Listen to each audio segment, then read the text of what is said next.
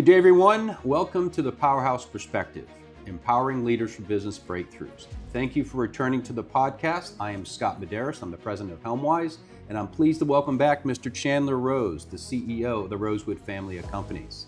If you've been following our podcast, you know the last podcast that was published was between myself and Brian Chunglo, who is the Chief Operating Officer of the Rosewood Family of Companies. I'm so happy to have Chandler back from his travels around a lot of different organizations and talking to a lot of different people. And that leads us into our topic today. This is going to be kind of a two-part podcast because we're going to talk about perhaps what's on many people's minds, and that is the use of artificial intelligence, AI. How is that affecting our businesses today? What's it do with state of the captain? What's it do with state of the sea? All the things that we've talked about within the Helmwise methodology. So today in the first part of this discussion, we'll talk about some of the negatives, some of the concerns, some of the challenges of using AI. And then in the follow-on podcast, we'll talk on the more positive side. How do you use AI effectively? How do you use it responsibly? And really, how do you maximize the use of this very, very important and emerging technology? So Chandler, I know that you've been talking about AI for a long period of time. You've been really pressing hard within our own Rosewood family of companies. We have our employees doing little projects or initiatives so they become familiar with using AI. And you really have to get your hands dirty to understand how to use this particular tool. But more importantly, because it is so easy to use, it comes with a lot of hidden dangers. So let's start the conversation about the really concerns that you have as a chief executive on the use of AI within an enterprise. Yeah, sure. I mean, it's a big topic, something we have been discussing, sort of the coming tide and what is the town square, what used to be, the public space. A lot of that has obviously moved with gaming, social media, and all those things. We know that kind of current. And as AI continues to develop and software programs continue to develop, there is a pretty dramatic shift, which I think that most people are not, I would say, fully understanding. There's a lot of fear, and we'll get to some of the more common ones, like the unemployment. Is it going to take jobs? Is it going to outsmart us? Those type things. Yes. And we'll get to some of those. But to me, there's some more fundamental, higher level discussions that have not even really been fleshed out in the public. Certainly not among the academics, and definitely not among most of the people creating the AI software that's out there now, and the platforms and the way that they reason or predict, depending on if it's generative or predictive and kind of where it is on the spectrum. So a lot to learn there. It's exciting. I would say risk and rewards is the way I would say that I would couch it. We are certainly, as Scott said, going headfirst into it. It is a wave that is coming, whether we like it or not. And so those of you who are listening who continue to hope to ignore the fact that it's coming, or you're going to catch up later, I would strongly advise you to just dismiss that out of your mindset and go ahead and understand there is major change coming. Yes. And we can embrace that best we can, try to get onto the wave. I don't know that we'll ride it, but we'll at least get onto it, as opposed to the funny videos on YouTube where the people just get wiped out by the wave standing on the seashore. I definitely do not want our employees, first of all, or our organizations, or any of those people listening to this to kind of keep your head down, not think about what's happening around you. So a lot of uncertainty, but there are some certainties we'll try to cover now that are already existing in AI and will continue to grow over the next, especially 2 to 3 years. I would say 1 to 3 years, probably more likely at the pace now. So. Yeah, and for me, when I think about this particular technology, so I've had the pleasure, perhaps displeasure, of having my career start with the internet, or actually start with the PC. When I was in college, we didn't have PCs. We're still using typewriters. I remember back in high school, really dating myself, we're using slide rules. So all the technology that has evolved over the last 4 decades, I've kind of seen it happen. But this particular technology is one that's very interesting, because with technology such as the internet, did you really need to know behind the scenes how it works? The answer was really no. You know that, hey, provided I could get online, whether it was AOL back in the day and logging into a particular modem, or even today, you have the access to the internet, we knew that it was serving us information. It was serving as this highway to get us data. Instead of going to the library and looking at a book or pulling out the old encyclopedia, I could go to the internet and get information. But with this one, since it's giving us the true answer to our question, rather than here's all the information that you can discern your answer from, we've got to know how it works. Because if you don't know how AI is actually working behind the scenes, you don't know with those hidden dangers. You are taking information that may or may not be accurate. And the only way that you can understand whether or not it is something you could use is understand how it was recreated behind the scenes. So this is a technology where people really have to spend a little bit of time understanding actually how AI works.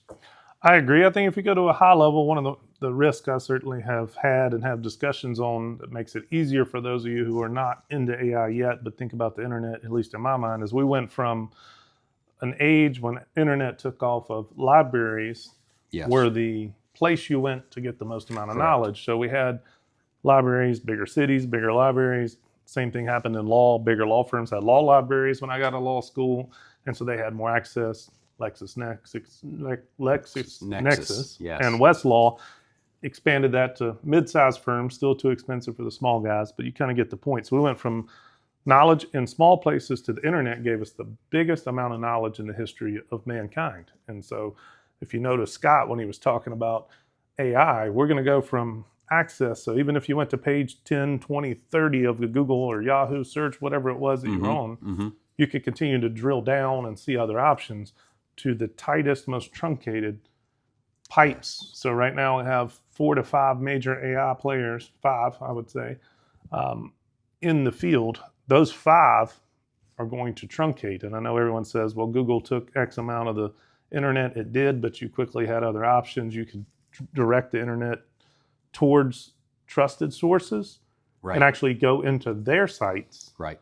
And so AI you can direct it to a trusted source, but the AI is still opining based off of that site. Correct. So then you would have to go behind the AI, to your point, Scott, and understand that even if I direct it to, say, we use Harvard Business Review quite a bit. So if you're an HBR fan and you wanted to go and pull some stuff, what would Harvard Business Review say on this? It will give you an answer. It'll provide a link, but unless you go into the link and go research how it came up with its answer, there you go. 1, you don't know if it even came from that site, and 2, you don't know if it reasoned the answer in a way that you would apply it.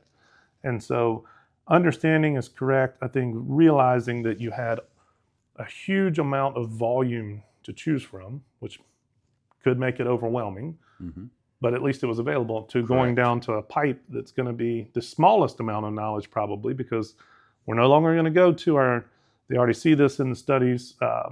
I'll sidetrack here. There's a big study on GitHub done by Harvard, actually, at 50-some thousand programmers showing their AI.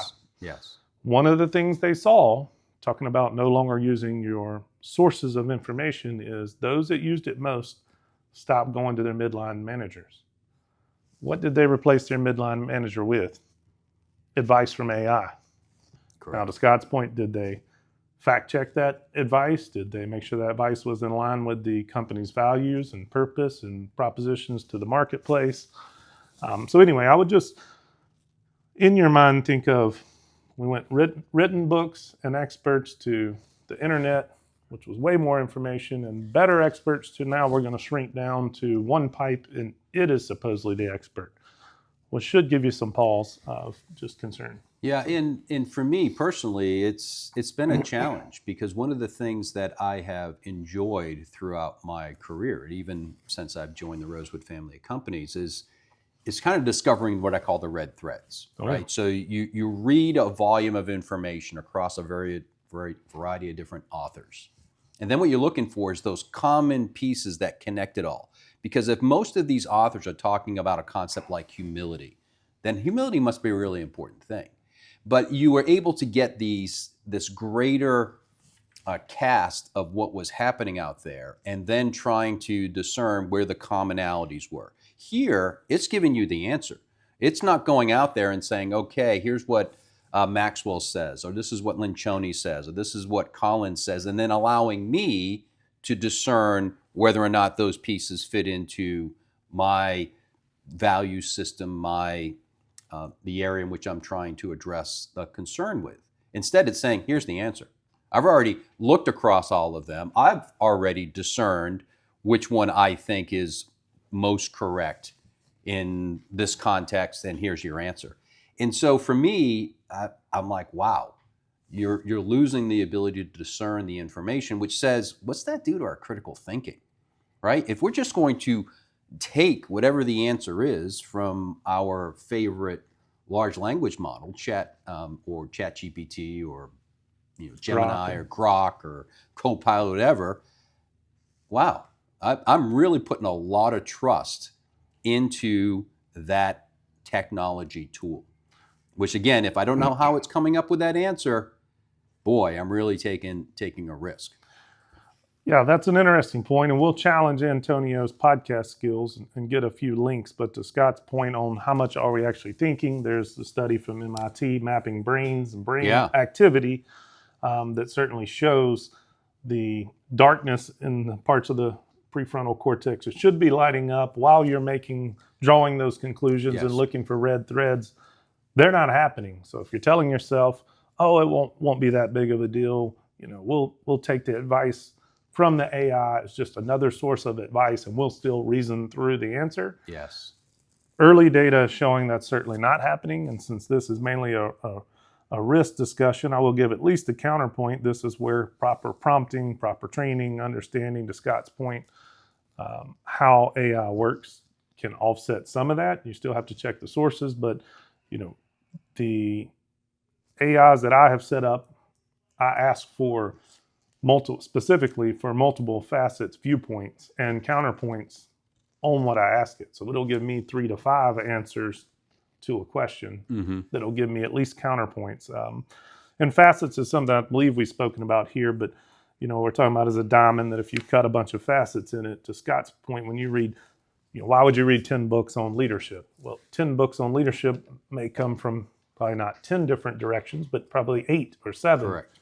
And so you may have not fully grasped it or not been capable of fully implementing it because you missed a key part of the same information, a key way to explain it or implement it or bring it into being in the change management or whatever you're doing in a business. So to Scott's point, you must be aware not only is it truncating the amount of information that you're able to see it's drawing from, it's also truncating the opinions and the way people reason through it into what it thinks is best. And that's substituting for yourself and for probably most of the people that it's drawing its information from, because it is taking it and drawing a new version, what it thinks is best. And so understanding how it reasons is a big deal.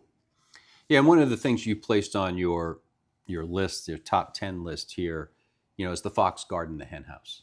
And tell us a little bit about that, because in reality, we are indeed working into almost a trusting that people have the right intentions and they're honorable and that they are sensitive to our needs, et cetera.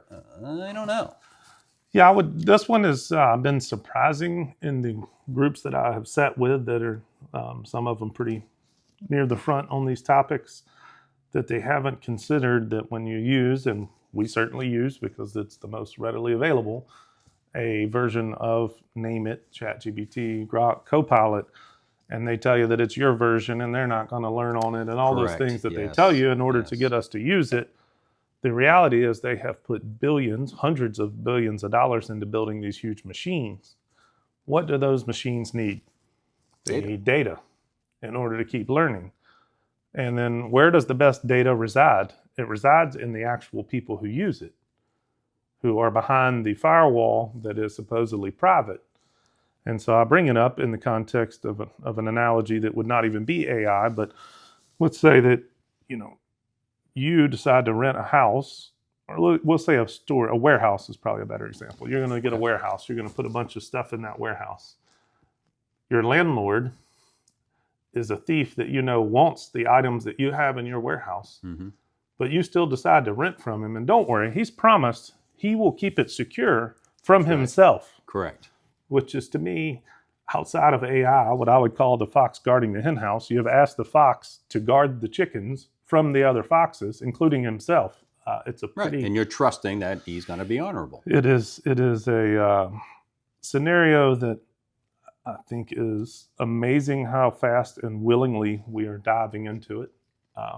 And no one is, oh, it's okay. Click the button that said, and you had to go click the button. So that already tells you their initial intent is to get your information, because it's an opt-out. It's not an opt-in. Exactly. So exactly. Just be aware as you design these systems, and I think that the future, we'll talk about, next session, but the future is, how do you build your system in a trusted, behind the firewall, your AI that goes and uses these resources of other AIs, but you have to build some independent separation. I just don't see how that's possible. And that jumps right into my second point is some more recent data, which Antonio's going to have plenty of links in this one, I think.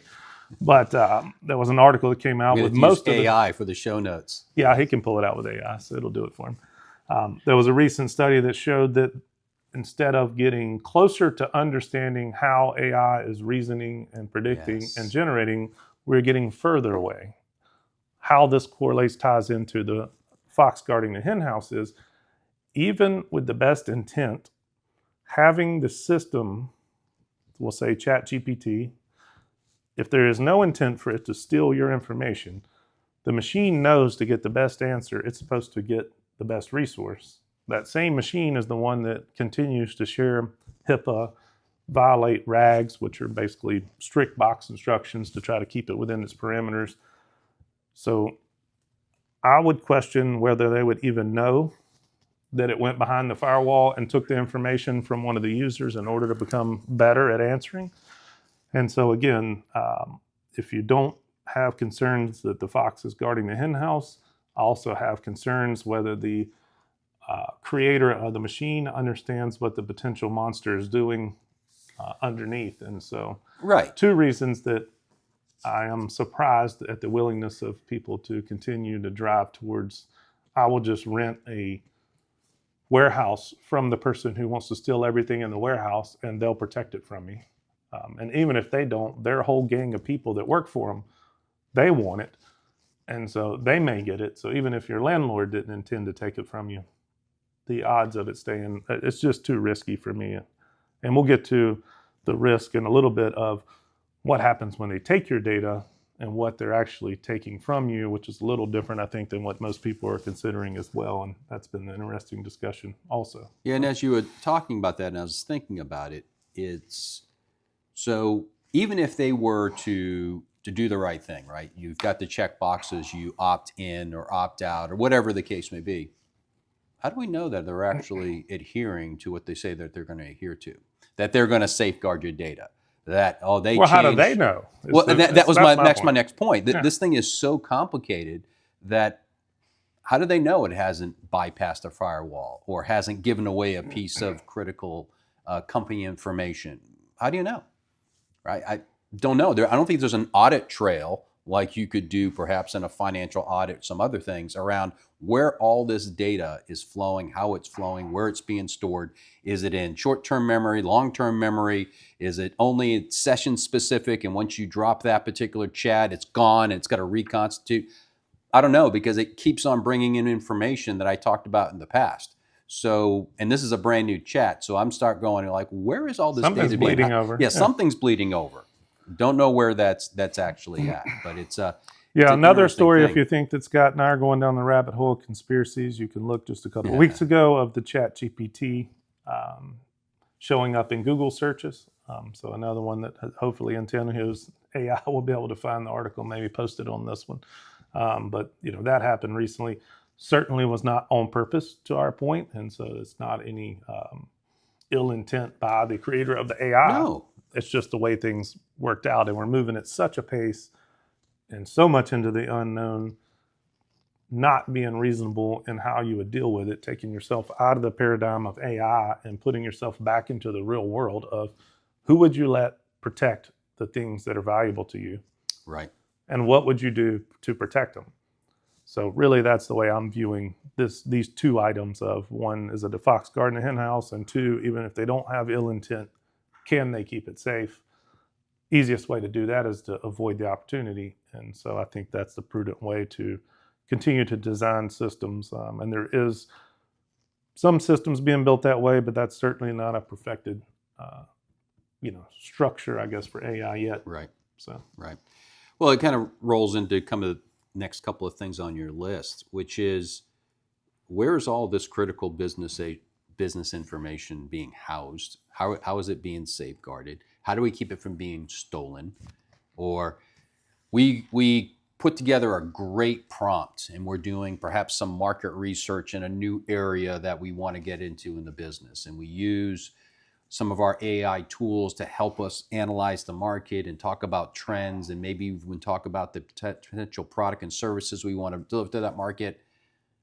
Then how do we know that someone else doesn't come in and just put in a basic, hey, how do I attack this market? And it uses all of our deep data that we have just used the AI tool for, and simply provides it to them in an instantaneous result. It took us perhaps days, if not weeks, to refine our prompting and our information. This person just gets instant access to it because it's just been trained on the very information that was our intellectual property. So, wow, don't know how we safeguard all those crazy things happening. Yeah, I'll back it up a notch and define what is traditional intellectual property, and that's usually going to be your work product, things that you've created in writing or process, or maybe copyrighted, or you had an image. Right. Could be a lot of those things. And so this is an area where law will certainly lag dramatically behind what AI is doing, and has been an interesting discussion for me in several topics. So we think of AI, again, traditionally like IP law. So there's a whole body of law, and there's lawyers that do that all day, and most people who are in business understand that. The reality is, what Scott's getting at is, I'll use another analogy that hopefully helps. We're a regional restaurant company that is, I don't know, pick a food type you like. What do you? Pizza. All right. Well, there's probably been every pizza opportunity in the world, but we'll say pizza. So you have a unique pizza that just the way you make it, your recipes, all that. Recipes are traditional IP. So obviously, if it takes your recipe, shares that recipe with someone else, that's covered. But you've become hugely successful in, we'll say, the Southeast, because that's where we are. You decide, hey, Scott, what do we think if we go to the Southwest and we want to take this regional chain and let's go to the Southwest. So let's do all of our analysis through our, of course, fully protected Chat GPT, Grok, whatever you use, right. AI friend, our partner, enabler, whatever you want to use. That's right. And so we start pulling all the things that are important to us. So it might be demographic, income, all the things that are normal. But then Scott might say, well, we really target this segment, and here's how we market to that segment. So say that is, 30-some-year-old males that like X, Y, and Z, and he has a way that he's figured out, and we figure out how to market. We know their taste and the trends. We're doing amazing. So we pull all that together. That AI, we decide, let's don't do it. Right. Don't need to do it. The next day, our competitor, pizza company from, we'll say, the Northeast, decides they want to go to the Southwest. And so they type in, what are the key questions I should ask to be successful in going into the Southwest? Now, without taking your IP, without taking what is traditionally the recipe and all that, that machine just learned by how Scott and I queried and analyzed and made business decisions, how we look at going into a market. That machine is most certainly going to take that analysis and share how we approach the problem. The business logic will be not directly referenced to us, but it is going to aid our competitor in how they analyze the new market. Apply that across all areas of business. How do I want to do ops? What do I consider? What's unique in the way? And if you don't think things are unique, sports is still probably the best example. We see team after team, both teams spend record amount of money, sign all these great contracts. They sign the best players. One coach and coaching squad and ownership and management team gets them to gel together, gets them excited, builds a culture, builds a momentum. They do amazing. They perform as you would think. The other one You go, man, what happened? They spent $200 million. It didn't perform. Mm-hmm. They all are looking at the same game tape. They're all doing, at this point, the same Moneyball version of AI. Right. There's something else there. What is the something else? Well, how do I motivate my team? Maybe they looked at a bunch of videos. Maybe they did culture building activities. There's all kinds of, that machine has now learned that when the competitor says, hey, what are the best ways to build my culture? And if I was the championship team from last year, what would you suggest based off of how they did their culture I do to run my business? Right. And so, or my sports organization. That is happening. Just be aware that it's not just taking your intellectual property, it's taking your business logic and your reasoning, which to me is even more valuable. Yes. Than giving the nuts and bolts The and recipe, the tools. right. The recipe is not the same as the atmosphere and the vibe you create in the restaurant and how you present it and how you train your staff and how you market, all those things are actually what separates usually the big winners and, I'd say tier 2 is probably the better way to look at it. And what's interesting about that, so the tool learned based on our business logic and our business decision-making criteria, and the recipient of that, the competitor in your example, he doesn't, or she doesn't know that. It isn't that they purposely went and said, all right, let me see how our pizza company is really tackling the market. They just asked a very basic, very common question and unknowingly got some very, very good data that was actually generated by somebody else. And so it doesn't even have to have someone have nefarious intent. They don't know. We don't know. The information perhaps that we used in our analysis may have come from somebody else. I mean, it's just so much of a ball of spaghetti, going back to Italian food. It's tough to pull out the individual pieces. Yeah, I mean, you're sliding into my next one. And yes. Brett Weinstein is sort of what I would call the parasitic entrepreneur. And so what I mean by that, not just entrepreneurs, certainly thinkers and people like that are going to do this. It learned from Scott and I what we thought of going to the Southwest. The next person with maybe no intent, to Scott's point, asked, what should I consider going to the Southwest? Another way to look at it is take the top 10 pizza companies right now. Mm-hmm. Give me their social media campaign. Give me their marketing campaign. How much do you think they're spending on all those items? Tell me everything that the top companies are doing. Set me up a whole business plan, and I'm launching a new business. That's right. Taking their top selling products, their top drawing marketing, their yes. top campaigns, their pricing, and I'm starting Company B next month. And I just took everybody else's hard work while they're still trying to get an ROI. They right. probably don't even get a chance to get an ROI. I've already right. stepped on top of them, right. and I'm moving forward. That is the speed at which AI is going, and certainly is not a unique idea of mine, which, we always say that nothing new under the sun. So right. try to find the analogies to these things to what's happening. But, Scott, obviously we've always said we stand on the shoulders of giants. And how does that, in your mind, change with real-time ability of AI to step on top of them, not stand on their shoulders? They're still trying to stand up or raise the ladder, and you're going over top of them. Yeah, when I think on standing on the shoulders of giants, I naturally think more basic in that there's this almost mentoring and learning relationship between the person who came before. And so you're learning from them, you're learning from their mistakes, you're perhaps getting counsel from them if you know them on a personal basis. Maybe you read about them in an autobiography. But there's definitely effort on your part. And you are almost forming a pseudo relationship with this individual in order to stand on their shoulders. So not only are they above you, but they're actually kind of giving you a hand and putting you on their shoulders because they want to further you ahead. So it's very deliberate, it's very intentional in the way in which I think about it.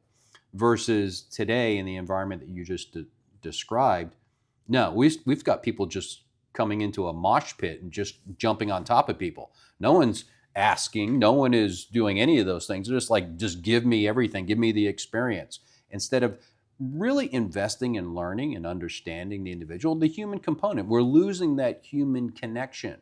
And I'm sure in the next podcast, we'll talk about why it's going to be so important for the human connection in this age of AI. But that's how I see it differently, right? That yes, indeed, there's information out there that we are leveraging to better ourselves, to get us further down the path, as we would standing on the shoulders of giants. But the difference is the effort that we put into it in order to both learn and gain the support of that giant. Here we're just taking. Yeah, and it gets into a really, and this is certainly one of the other risks we'll talk about is morality and truth and ethics. But, when you think about a group of people come together, we advocate on this podcast quite a bit that you try to get a diverse group, everybody come humbly to the table, they bring their expertise, we arrive at the best solution possible for the situation. We then implement a strategy to execute on that. We put all that time and good effort. One individual directs its AI to come take what has been created out of there. They go to market at the same time, or potentially even faster, because they're starting from scratch. They're not doing change management. They're doing start from new, which sometimes, if you think of building new technology, going from scratch as opposed to retooling is a faster process. Re-engineering. Yeah. Yes. And so they are going to be taking a lot of information before you even get to realize the gain and the effort and the hard work. And so when does it become stealing, as Brett Weinstein called it, versus innovation or evolution or whatever we want to call it? And I think consent, to your point, the law, again, is certainly not going to keep up in this pace, or in this space, excuse me. And so that's going to be tough. That really brings me to the next one, which is, again, going to be a knock against the megacorps. But I see a lot of this, and I will just warn you from, and I'll take it right into business outside of AI and give you an example. We will allow you to use this agent, this tool, this thing for free so that you can test it and implement it into your process, your business. Understand, they are taking best in class of everything that is being done on those free provided services or products or AI agents or plugins or APIs. They're learning every single time from you. And they are most certainly either going to enhance their product or go to market against you. If you don't believe that, you have not been in business very long. I have seen this done. We'll just take a simple example of providing labor in the fields. One of our companies, Provantage, that does field work. Years ago, probably year one, I had a company, hey, we'll come help you. We'll provide your labor, and you send the leadership. We'll provide the labor because we'll spread it across all the competitors, keep the price down, like this free, call it Notebook LM is a good one that's out there. And don't worry, Scott, it's a benefit to you. Fortunately, I usually think longer than that and stared at him and said, there's no way you won't bid against us, undercut all our price, and take our people. Right. Oh, we would never do that. And maybe they truly weren't going to do it. But once the dangling of the enticement gets in front of them, because now they've been out, they did build that steady base that helped everyone. The other party, which is the buyer, looks at it and goes, hey, why don't you, if you're already doing that for cheaper, why don't you just do it directly? Because now you're making a margin, they're making a margin, because we were a team, remember? I'll just go directly to you.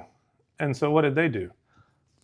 Of course, what was obvious. Years later, they're taking lots of our competitors' contracts and business and undercutting pricing, knowing your pricing because you gave them your pricing in order to pay their people. Correct. So just be aware, AI, when you're going to use these free tools, you are just training the company that is providing the tool. That's what you're doing. Understand it. Be aware of it. It's happening. So this truncation of information, that's one of the items on your list here. Tell me more about the truncation. Yeah, it's just a restatement of how I look at it from what we started with, of that pipeline. And so if you think of that funnel, and again, I think it was I don't think it's because we discussed it, but it was interesting to watch you do your hands when you talked about where we're going with AI versus the internet. Yeah. And, you know, you immediately went, well, we're going to go to this one system. Yeah. And literally that's what Scott's hands did. That hand motion is exactly what's happening. And so the tighter that pipe is, barriers to entry, you do get into antitrust type things. You get into, intellectual property type things. You also get into, to Scott's point, are you getting real data? Is it manipulated? And we'll get into that in a second. Next one I think is an interesting topic is hallucinations. Yes. Now, if you look up, hallucinations, go Google the top 5. You know, this is probably number 1 or 2 or 3 in the top 5 fears of AIs. It lies, it hallucinates. Scott, I'll give you a first shot at this one because it is,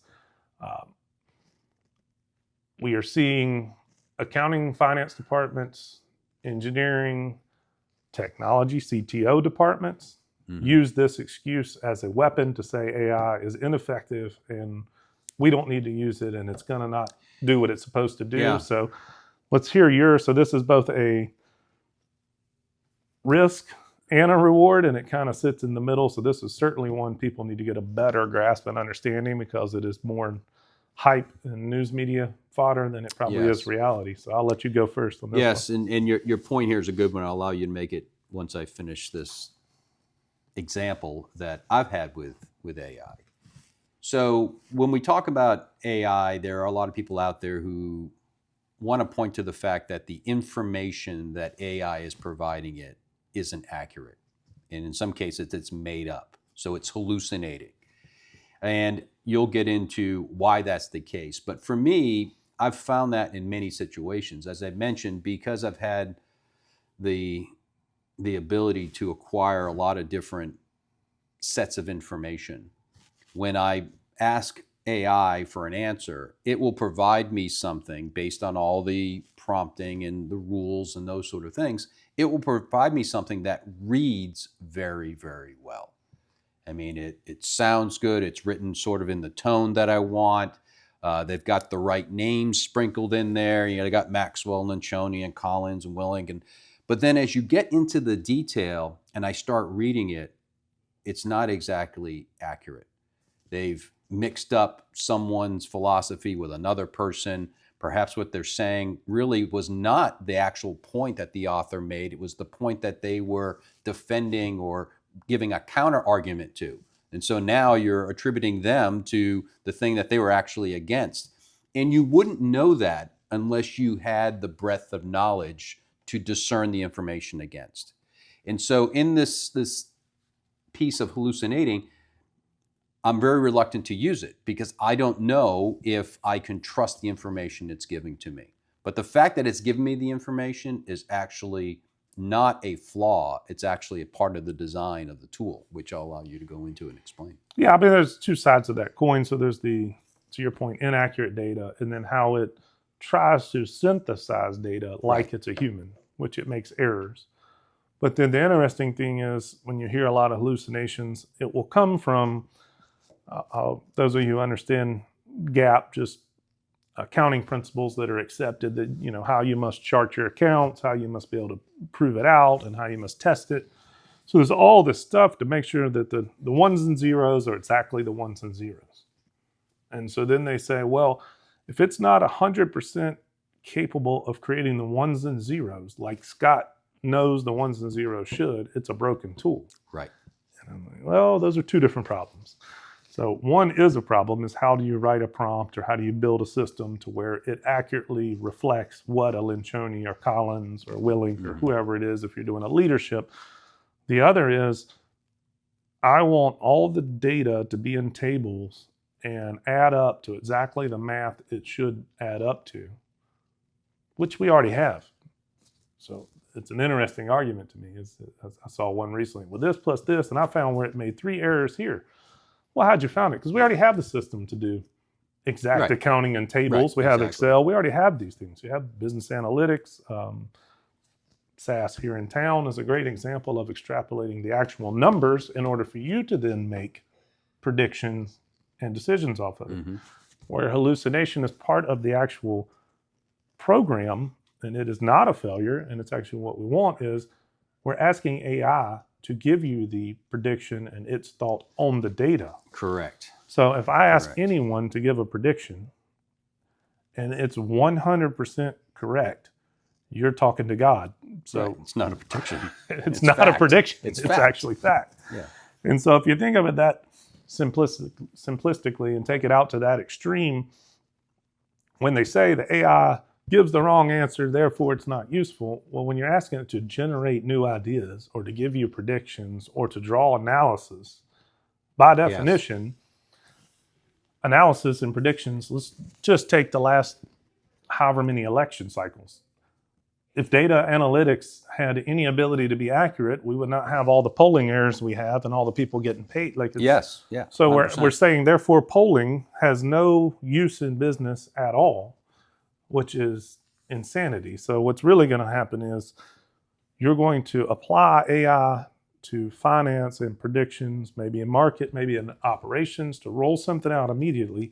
Behind it, you better quickly have, to Scott's point, you better quickly have a robust system to prove out, is that correct or not? But you are most certainly going to move at a pace faster. And so Collins does a great job in his series of the musket balls versus cannonballs. Yep. We often quote the 40-70 rule of yes. And so how do you move 100%. At pace? I think that what I'm trying to explain to people that is, it is a negative. It won't do engineering, but it'll analyze your engineering work even right now at a pace and an accuracy that will rival anyone who's a human. Yes. So it might not draw a document, create a formula that is sound engineering, but it is darn good at analyzing what you created and will do much more of it and draw conclusions much faster than Scott or I could ever do. And so it can miss the bullseye, be 80%. We help it recalculate. It's 80% closer, 80% closer. It's at bullseye before you've even got your pen and paper out to audit the table. Your competitor will have already shot 5 shots. They'll be zeroed in, and they'll be the cannonballs in the air. You hadn't even shot the musket. Right. And that's what's going to happen. That has another set of risks that Scott will certainly cover, because this is going to potentially drive quality and understanding, risk mitigation, delivering on your value. Lots of things are going to get potentially worse because of this, because people are going to be recklessly shooting everywhere and hoping they hit the target. And that's going to be, kind of a tortured analogy and might get too far for the listeners to follow, but you can follow up on that when we get to it. No, but I think the part you just mentioned is a very important part. And we've been talking a lot about risks and all the problems in it, but many have gone out and mentioned this. Another good guy is a good book called AI Driven Leader by Jeff Woods. And he talks about AI it's not the answer. It's not the sage. It is a tool. It's a thought partner is what it is. It's not the answer to everything. So you've got to take it and realizing that it's not going to be perfect. It's going to be 80%, 85%. Some people have talked about AI and using it in the terms of content creation to give you that good first draft. It's not going to give you the final product. If you think that it is, then you're really got some learning to do. But it will give you that first good draft. It will save you time. But the effort, that last 15%, is going to be on you. And that's the key there. So if we understand the tool and why it was designed and what it does, like you said, from a predictive standpoint, then we're more accepting that it's not going to give me the answer. But if we think, because we haven't studied the technology, that it's going to be the end-all, be-all, and whatever AI says is the truth, then we're really setting ourselves up for problems in the future. It's like the old adage, is I found it on the internet, so it must be true. In this case, AI told me, so it must be true. Those are recipes for disaster. Very good. This next one, Chandler. Ooh, we could go on this one for days probably. But I have not met anyone who has been able to articulate this challenge better than you. Because you've raised the bar here, Scott. Well, it's true. So I really want you to spend a couple of minutes here talking about this one, because you've opened my eyes to it in some of the discussions we had. I didn't realize it. And very, very important. It goes to the information we're getting out. So talk about bias that's actually being almost programmed into our AI tools. Yeah, not almost. Well, it's not. It's interesting. It's actually usually not being programmed into the AI, which would draw us into a very long discussion. It's being put out as advice and regulation out of the EU and the top schools and the top thinkers on ethics and decision making as standards that are then being written in by contract or law so that the AI goes and uses their standards. So that's a long answer or a long description, but I'll try to break that apart for you a little bit. So let's say you want to, I'll stay in retail because everybody understands stores. You got a bunch of stores, you want to promote the manager who has the best sales possible. And you say, all right, here's all the sales data, here's what we have. And so give me which manager has done the best job on this, in this month. So you just query it, ask it, brings it back, says, Scott's number one. Well, it turns out Antonio, who's behind the camera, was actually number one in the raw data. So we get to this hallucination, but this one's on purpose, so it's not a hallucination. What the AI did, you can Google, certainly put this one in your AI or Google it. The AI, if you use, we'll say EU, because it's easy to pick on their anti-bias and manipulation. If you use their standards in your contract, so you told your model, it works great in our closed circuit, our closed loop, it goes, pulls all the store data, it tells everything great, and then all of a sudden Scott says, well, you got to comply with EU regulation on AI. So now the AI goes, gets the raw data, and it says, well, wait a minute. Antonio's store is in a high-income, affluent neighborhood, zip code. Scott's is not. So therefore, I'm going to weigh down Antonio's store, and I'm going to bump Scott's up because it's not really fair, one of my least favorite words, that Scott is in this disadvantaged area, so therefore we need to bump him up. That's happening. If you don't believe it's happening, go into your AI models, ask if they do anti-bias, data manipulation, counterfactuals, and if that will change raw data returns to you. Every one of them has some version of it. The executive order that came out of the White House, if you want to argue over politics, you can argue all you want. But the reality is that executive order to get this stuff out of the system was wise by someone, because very few people, to Scott's point, are talking about how insidious this is to apply preference. And I'll explain what I mean by preference versus truth. And so they are telling the AI to change reality because we prefer an outcome that seems more fair. Right. And so that's the law that is being proposed in many states and many countries and across Europe. And so if you don't think that's accurate, again, go ask your AI. It will tell you, at least for now, that that's what it's doing. And so when you try to roll out things like your values, you try to roll out things that are unique to your business, and you put it in a large language model, one of the big ones, and then you query it, you better have built a very strong box around that data, because if it thinks that your values and your culture building is exclusive and not inclusive, which is actually what you want, to have a unique brand and a unique culture and a value proposition to the market, it will change your language subtly usually. Yes. And it will start changing how it comes back and returns. So if you built a great model that you want your employees to look at, that should be accurate, and it was accurate, as soon as you tell it to meet those standards, the AI starts changing the data. And it changes that data before you get the response. So we'll cover again next session ways to combat some of this, but you can also ask your models to always tell you if they're applying anti-bias, anti-manipulation, counterfactuals to the data that it returns. And at least for now, the big models will tell you if they've done it. And so another way to prove my point, if you think it is made up, ask it we'll call it a woke question is probably the best way to do it. Something that sports, we'll just go with that. Sports is the easiest one because it's all in the news. There's several Supreme Court cases coming on, who can be in what sports.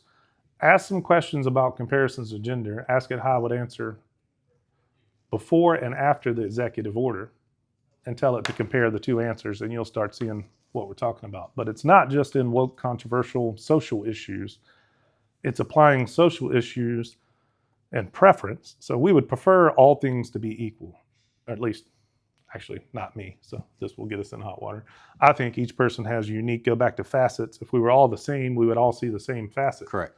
And we would get steamrolled. Scott's actually given some examples of Bay of Pigs and studies that have shown that if you get too much likeness in a room, you all consider the same risk factors, you all agree on the plan, and you all run right off the end of the river down the waterfall. Everyone I always say wants to row together, you row right off the waterfall. So the whole idea is, one, that everything should be the same. Anything that's not the same proves that there is dysfunction in society or the people or the human who spots it and calls it out. That's one nitpicking I have about it.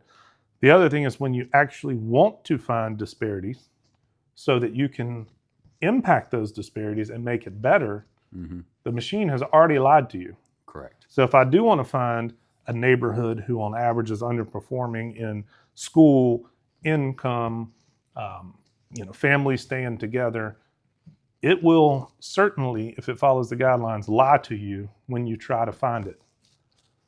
And so if you're sitting there with an NGO and you do want to have positive impact on that neighborhood, put new schools, create accelerated training programs, things that we've actually done, it will hide that data from you, thinking it's making everything the preferred utopia of evenness, equalness, which again is a insult to what makes each person and each group unique. It drowns out the ability to bring facets, and it also eliminates the ability for us to make change where change is needed and necessary. And so it is a horrible idea that is promoted in virtually every major institution right now. If you don't believe me, also Google, I want AI training at all the top schools in the country right now. One of the sessions most certainly will be on data manipulation, bias, anti-bias, counterfactuals. They are advocating that we put code into the AI that doesn't allow you as the individual to make the moral judgment. It wants to change the answer before you get it so that you couldn't make a judgment that it thinks is immoral. And that brings me to another risk factor, which is, I'll just jump to it because we just brought it up. Yep. We have yet to have a very robust discussion of what is truth, morality, and fair. These are normally hotly debated. Don't discuss them at dinner. All the things, they're at a coffee shop and schools and religious institutions. Everybody is going, oh, why are we going here? Well, I think that some of the revival that you see in Silicon Valley, actually I know this because I spoke to some of the people, is because now we're going from a discussion, a theoretical or philosophical discussion, to I must type into the computer how it should answer what's fair. Right. What is truth? What is good? We have not had a robust debate, and we are going headlong into creating these machines that, to Scott's point, you're going to trust not only their return of whether the information is accurate, you're going to trust its opinion, its prediction, and now you're going to trust its definition of what's good, It's what's ethics, moral, what's fair. And I think that is hugely, certainly the morality, just like the law and the ethics discussion, is so far behind AI that is a huge risk that we're not having that debate now. In its extreme, I can guarantee you it will eventually predict the productivity of each individual as they're born based off of whatever attributes. And then the question is going to be, why do we keep people who will be consumers their whole life instead of producers on society? And if we're not going to start having that discussion now, then I don't know when you're going to have it, because all you have to do is rewind to the 20th century and look at regime after regime who chose to go with, are you a consumer or a producer? Right. and the atrocities and the 100 million people plus that died probably point to a bad direction. So we're not going to debate that on this one, but if you're not thinking about when it says what's fair or what is good or what is true, what is it actually talking about? Yeah, and why do we what's it value grounded in? Right. Well, and why would we do something that is not utilitarian or materialistic? It goes against why you keep an employee who doesn't hit every metric, because that employee builds culture. You can't explain that out of an algorithm. And so you see it, think of your favorite movies. Rudy, great example. Yeah. Who was the hero of the team? Yeah. Who inspired the team? Wasn't the best player. Certainly wasn't the best player. Based off of pure metrics, and if I went and did analytics and predictive of what he'll produce, he's gone. Right. Would never be on the team. And so just be aware that that's the march we're on, and something that needs to be considered. Yep. So let's get to perhaps most people are concerned, or if you read, most people seem to be concerned about AI is coming for our jobs.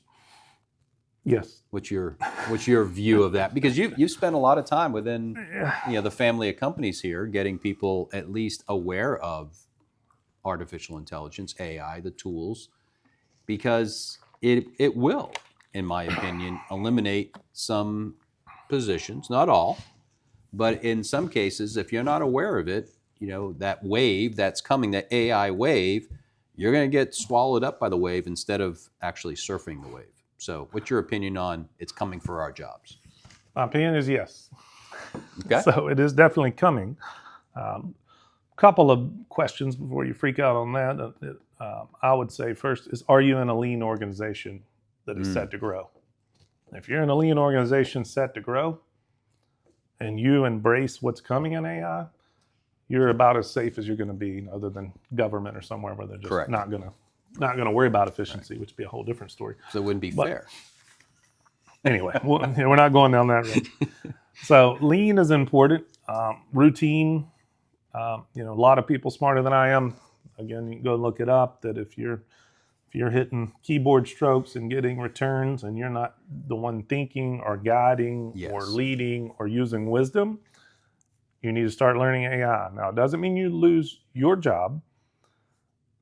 One of the other things is you want to be in a lean organization. You want to be embracing AI. You want to get it to help you do your job the best possible, but you also want to view it as you're creating what Scott said a million times. You're training your replacement, but in reality, you want to fleet up and manage it. So the smartest companies I've worked with so far have already put AI as an employee on the org chart. And so that agent that is helping in a call center or helping in some of these more routine things that are getting AI first, it has an actual boss that does business metrics and KPIs weekly to make sure it's not hallucinating off the reservation and making problems, and that we are training it, because you must train it just like a child, just like a new employee. It starts as a child, and unfortunately it actually acts like a child much more than it does an employee. But that's a different discussion. We can kind of talk about that as the positive side, not even just the negative. So you can learn to train it. I think that if you are I do not disagree with the thesis that if you are a college-educated, formerly high-demand analyst type person, whether that's in wealth management, accounting, wherever it may be. Paralegal. Junior associate at a law firm who's mainly doing research for, running down documents, responding to requests. You better start training on something else, or figuring out how you're going to get through the gap. So the gap between graduate and wisdom is going to be filled by AI. And so in my mind, the best analogy is go back to Renaissance, and you're going to need to find people who may have to be paid to make you an apprentice instead of you getting paid. They're likely going to be getting paid, because there's no way I can justify hiring 6 $200,000 top law students to work for 3 years, knowing I might keep 1 or 2 to do something that a $50,000 AI could turn out in probably 50 minutes. So despite the ABA and the law schools wanting to tell you you're safe, economics is certainly going to win this one. And if you don't think that's true, again, probably need to start waking up. Now, if you come in as a junior associate who knows best how to ride, or at least get on the wave and maybe not ride it perfectly, but at least understand it, can help empower the people above, you're going to be highly sought after. But if you think you're doing what was success in 2025, in 2027, I would caution you to be prepared for an awakening that's going to probably be a little rude. Yeah, awakening. There was a study came out just a few weeks ago from Gallup, and I'll get the statistic wrong, but it'll be directionally correct, that they surveyed companies and said, okay, what are you doing about AI? Are you concerned about it, or are you doing a wait and see? And the majority, 60+% of them, were just saying, we're just going to wait and see what happens. That's dangerous, right? It's here. You need to be becoming aware of, in this case, is all the risks that we've been talking about. In the next section, we'll talk about how to leverage AI as a tool to help you as an individual and as a business. You know, the human aspect that we've talked about so frequently on this podcast, the state of the captain, that always is going to be there. AI is not going to take that away. In fact, it's only going to heighten it, because AI is going to be able to produce results. So if we're really focused on truly the widget making, AI is probably going to be a danger to everybody. But if we're talking about motivating, we're talking about inspiring, we're talking about the human aspects, because there's still going to be humans involved in this process, that's where true leadership, that's where state of the captain, that's where all the things that we talk about at the Helmwise cohort come to play. And I think there's reasons to be optimistic about the future if indeed you are a people-oriented person. Yeah, and I think that as we move into them, we'll kind of close with one more risk, but I do think the positive, maybe I should save it to the end. And AI in some form, in Scott's red threads, we don't just do it across the book of knowledge, we do it across time. There has been a form of AI for thousands of years, at least probably, I don't know, as long as we've had recorded history from the Egyptians. There's always been a sage, a seer, an oracle who was all-knowing, but they might know the answer, but knowing that you can do X, Y, and Z in a military standpoint, if this will lead to success, doesn't mean you understand, are we provisioned properly? Are they trained properly? Is morale where it needs to be? Is the weather where it needs to be? It doesn't actually give you, so even the right answer at the wrong time is still the wrong answer. You're just as dead. Exactly right. And so, or discipline, you implement it too quickly. You don't use an ADKAR model. So we'll cover some of the positive responses again, because there are some positive lessons of how to deal with some of these fear factors. The next one kind of falls into this unemployment that's coming. There is a lot of talk, probably in the, how would I describe, the very smart kind of fringe of the internet on, if you watch some of those people, occasionally Jordan Hall, who's been with us, a cohort, John Vivecki, you'll even hear some of these on Jordan Peterson, all the way out to Peter Thiel. I've heard kind of get into this, has not really gotten into it, but you'll hear these things about sages. Sage, what's a sage? Who are these people that they keep referring to in these weird these like story leaders, these story terms?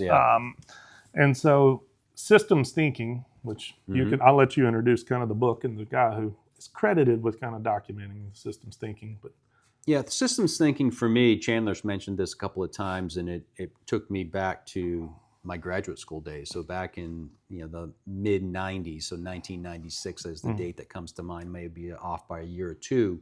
There's a gentleman called Peter Senge, and he wrote a big book called The Fifth Discipline. And the fifth discipline is systems thinking. It's really, how do you put all the other things together in a system to understand interrelationships between things? Because it's so easy to look at a piece and say, this is, if we had all the perfect pieces, it would work. And the analogy he uses in the book is, creating a car. So I want the best car. So I'm going to go get the best engine from Ferrari, and the best transmission from Toyota, and the best, powertrain from some other company. And I'm just going to take all those pieces and put them together and make the perfect car. Well, the pieces don't fit. They don't work. Their interfaces are wrong. You can't connect them. Why? Because you weren't thinking about the system. You weren't thinking about the ability of pieces to be interchangeable and what the impact of this particular gear ratio would be on this particular transmission. And it's this ability to see beyond where you are right now and see the effects, the ripples that will happen. You toss a stone into a pond, it creates the ripples, right? Where are those ripples? They get larger and larger the further and further the way they go out. And systems thinking says we think beyond today. And this is going to be the key to really leveraging AI is what are going to be the systems thinking or the systems impacts to this technology. Yeah, and so Sangu released the work Scott spoke about. Again, it's a good one to research, good way to use AI. There you go. It's kind of how that arc went. So that came out, it kind of lay dormant, called on a little bit, just pretty much just a little. Pretty much just in the background, people who are, again, I'll kind of give the answer to the sage and where systems thinkers hang out, and it'll kind of give some resonance to it hopefully at the end. But it kind of sat dormant. As I started looking at it, Scott probably thought I was nuts. And so I'm like, you're going to have to be able to consider all the things that are in this list that Scott are going down. How are we going to deal with them? The example I gave of the Oracle gives you the answer of how to win the battle, but you have to consider all the other items. Growing crops, farmers, usually amazing systems thinkers. There's the dirt, there's the weather, there's the seasons, there's a million fertilizers, there's so many things between a seed and a harvest and getting to market 100%. That they've got to consider all these things that are in and out of their control, which we'll get into a little bit of two types of systems thinkers. So anyway, this was out there. It certainly has driven innovation in gaming and places like that because their imagining worlds are usually futurist, as Scott likes to call some of them. But they're also amazing integrators inside of organizations. So they bring the crazy car example that Singer's talking about. They give it to a integrated systems thinker who says, well, could I build a way to hook the Ferrari motor to the Chevy transmission and they come up with it because they look at it and solve the problem. So there's that side. And then there's the one that are more futurist going, well, if this comes to reality and all these other things exist, what can we do to best position, which is, if you are paying any attention, I sit on that side, Scott sits on the other side. So it's a pretty easy example.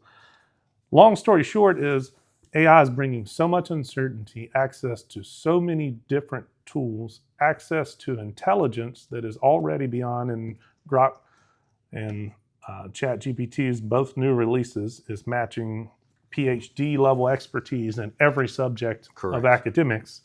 So we can get the information. What the heck do you do? So now you have all the parts of the car that Peter's saying available at your fingertips. Right. Who knows how to use them? There you go. Systems thinkers. And so if you think that's a fringe kind of thought, and certainly we have wrestled around this, systems thinkers are the ones that love mind maps. They love drawing on the board to try to get you to figure it out. I draw crazy ideas. Scott then follows up and draws crazy diagrams on how to do it to try to get everybody to see the pieces. He's trying to figure out my pieces, then he's trying to get everyone to see how to put it in operations. So World Economic Forum, first time it's shown up in attributes necessary by 2030 to be successful. What pops on the radar? Hasn't shown up on any radar up until I believe it's 2024. Again, you can fact check that. It's kind of just, you get the point. One of the top attributes, kind of top right, is can you be a systems thinker? Downside of this, because we are on the risk side, 5 to 10% of the population is naturally a systems thinker. Yeah. When you hear all these people say, the job's going away, don't worry, Scott. All those people could then do fun things like create and do all this vision and all the things they wanted to do. You can share with the audience how much you love creating raw PowerPoints and that type stuff. No. Scott hates it. It actually drains. Now, creating a diagram around a set bunch of systems, Scott loves. Going into the unknown and creating out of scratch, hates. A blank whiteboard, no. So systems thinkers, 5 to 10%, maybe can train them to 20 to 40%. And that is a big maybe based off of data. If you go back to a lot of the studies, 95% of people are imitators, 5% Yep. generally are the creators. Yep. And so when they tell you that, what is the answer? That number, 5 to 10%, actually gets much scarier when you think that that is the kind of gateway attribute needed to be successful in 2030. And what I mean by that is you're a systems thinker who understands critical thinking, creativity, analytics, all the other I think it's about 6 attributes in the top quadrant of what they're predicting will lead to the most success in the future with AI. That drops it down to, what was it, 0.5%? It was tiny, less than 1% of people who have that as the main attribute combined with all the other ones. With all the other ones. That goes up a little bit if it's 2 to 3 of the other ones. It is scary. The reality is these people, back to the sages and where these people exist, liminal spaces is what a lot of times your AI will say where they hang out. We had to look it up, so don't feel bad if you do. Yep. But they're the ones probably on chat boards, probably in gaming communities. I loved always finding the farmers and the blue collar workers that were great systems thinkers, because you meet them and you're like, man, they are unbelievably wise. Which brings me to another point. A very large percent, 50% of systems thinkers don't perform well in traditional schools and grading. And a normal IQ test, they have what they call high fluid IQ. So they're MacGyvers. They're not scientists studying one item. And so there's not a lot of them. They hang out usually in fringe spaces. And that's kind of where a sage back in the day was the guy that lived outside of town. If you think of old, I always think of like a medieval type movie, and they're trying to move from one area to another. So they kind of uprooted the whole clan. The clan's moving. They meet this gentleman who's kind of interfacing between this clan and that clan. They're trying to help them cross from this evolution over into this one. And so as we think of AI changing the way we do business, we are literally going to change from what is the 2023 version of business to what will be the 2027, I would say 2028 on the outside way of doing. Who's going to cross that for you and introduce you to the other side? It's going to be these individuals. You don't need a lot of them. If you look at the study, there's a lot of, and again, go get the psychology studies, and we're trying not to just make up theory. You need 1 or 2. You have to go back to the many facets and diversity in a good way of getting a team of diverse thinkers who are visionary thinkers, integrated systems type thinkers, and then you still need the traditional, you need the operators, you need all the other people, so that when you put all those facets together, you see a picture of how to, again, to at least get on the wave. I'm not saying you're going to ride it, but there is at least the ability to get on it and not just get blown over by the wave that's coming. Roger that. Well, Chandler, we've covered a lot. I mean, I think this is probably one of our longest podcasts, and it's a very relevant subject because all of us are dealing with it right now. There are a lot of things to consider. Yeah. We spent a lot of time today on some of the risks and concerns, and I'm looking forward to our next conversation. We'll talk about the positive side of AI and how we leverage it and how we're very optimistic about the future, provided we've got those system thinkers who can help us bridge that gap between where we are today and where we're going tomorrow. So I want to thank you all for joining the Powerhouse Perspective. Please be on the lookout for our next podcast, which will give the opposite side, the positive side of this AI challenge. So thank you again. Cheers. Take care.